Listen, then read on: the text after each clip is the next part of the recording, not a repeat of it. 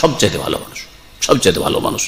এই জন্য আল্লাহ পাক রব্বুল আলামিনের কাছে মুমিন সৎকর্মশীল বান্দা সবচেয়ে ভালো মানুষ। আর সবচেয়ে ভালো ইমানদার আর সবচেয়ে বেশি ভালো আমলকারী হচ্ছেন আম্বিয়া রসুলগণ। ঠিক না বে ঠিক? ভুল বলছি নাকি?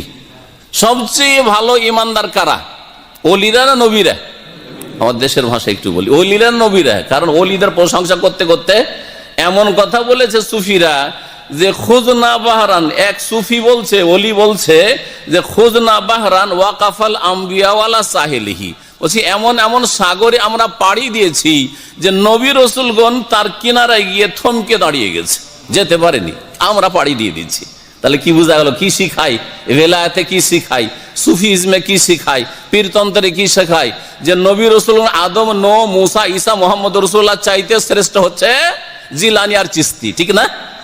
এটাই কি আপনার ধর্মকর্ম? এটাই কি কোরআনের শিক্ষা? না, কখনো না।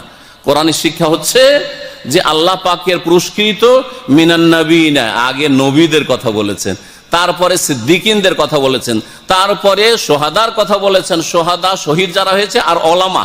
শেখ হোসেন রাহমাতুল্লাহ বলছেন সোহাদা আল্লাহর ওয়াহদানিয়ত একত্বের সাক্ষ্যদাতা, আল্লাহ ওলামাদেরকে বলেছেন ওলামায়েতে শামিল। তারপরে সলেহীন নেক লোক ওলি যাদেরকে বলছেন ওদের কথা আসছে, বা মুসলিম সমাজের যারাই নেক আমল করে তারা, তাদের স্তর আসছে। তাহলে চিন্তা করুন, আম্বিয়া রসুলকে আল্লাহ পাক কত বড় মর্যাদা দান করেছেন, তাদের ঈমান সুন্দর হওয়ার কারণে, তাদের আমল সুন্দর হওয়ার কারণে।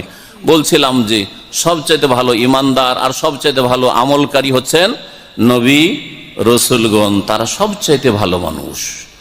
তাদের চরিত্রগুলি খুঁজে খুঁজে কোরআন হাদিস থেকে যদি আমরা গ্রহণ করি, যে নবীর যেমন চরিত্র ছিল তেমন আমার চরিত্র হবে, নবীর যেমন ইবাদত ছিল আমার ইবাদত, নবীর যেমন নামাজ ছিল আমার নামাজ হবে, নবীর যেমন কথাবার্তা ছিল, পারিবারিক জীবন ছিল, তেমন আমি আমার স্ত্রীর সাথে আচার আচরণ করব, তাহলেই তো আমরা ভালো মানুষ হয়ে যাই জীবনের প্রতিটি ক্ষেত্রে।